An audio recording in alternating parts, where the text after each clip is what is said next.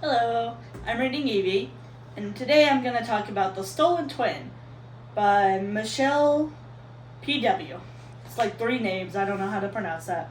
The Stolen Twin is about, on the surface, Kit Caldwell has it all. A senior in college with her future ahead of her, lots of friends, lots of parties, not to mention also having the eye of Tommy, the star quarterback of the football team.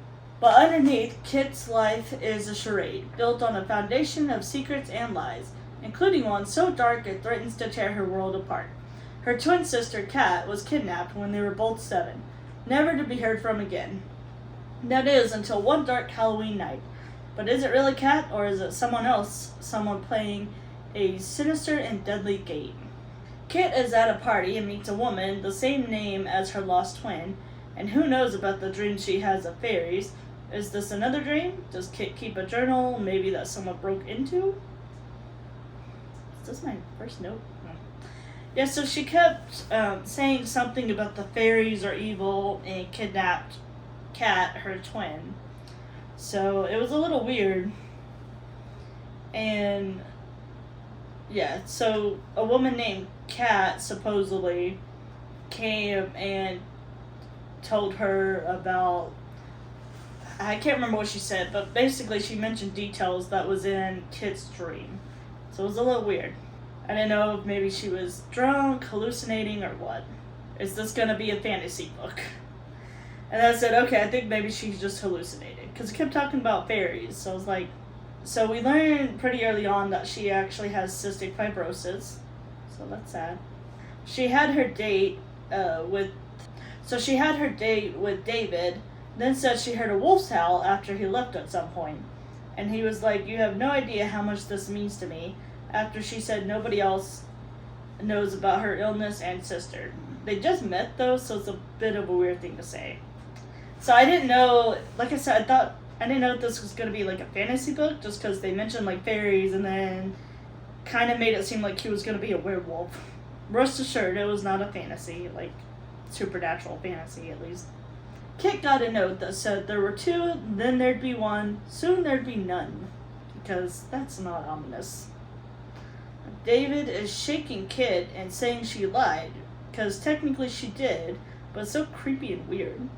So he had asked her, I don't know if he asked her out or asked her to hang out that night, and she said no because she was studying with friends, which was a lie. But I think she maybe was studying, just not with friends.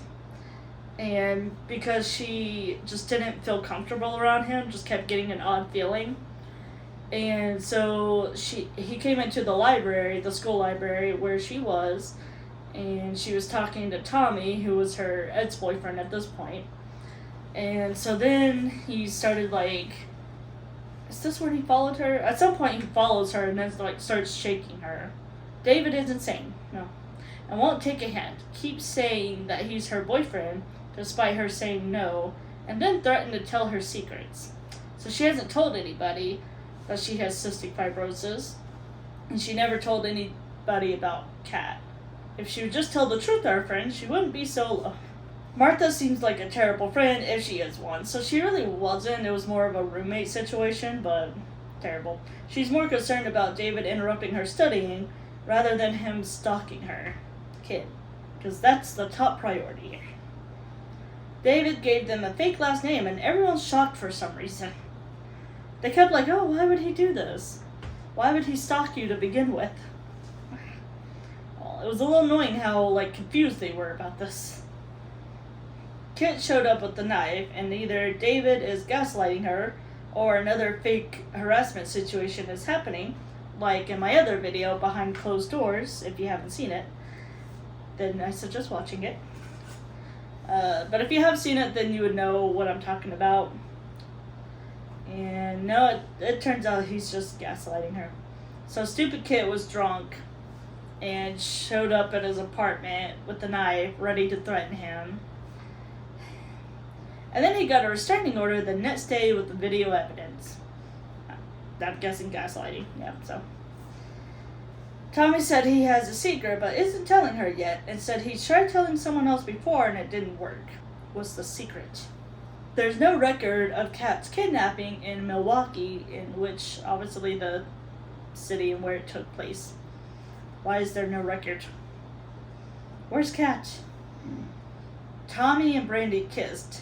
Yikes. So apparently they did a little more than kissing. So Brandy is her roommate. Yeah. So her roommate and her friend. So, and then obviously Tommy was her ex-boyfriend. But they keep talking about getting together. So the reason they even broke up to begin with was because, having cystic fibrosis doesn't really have much of a future.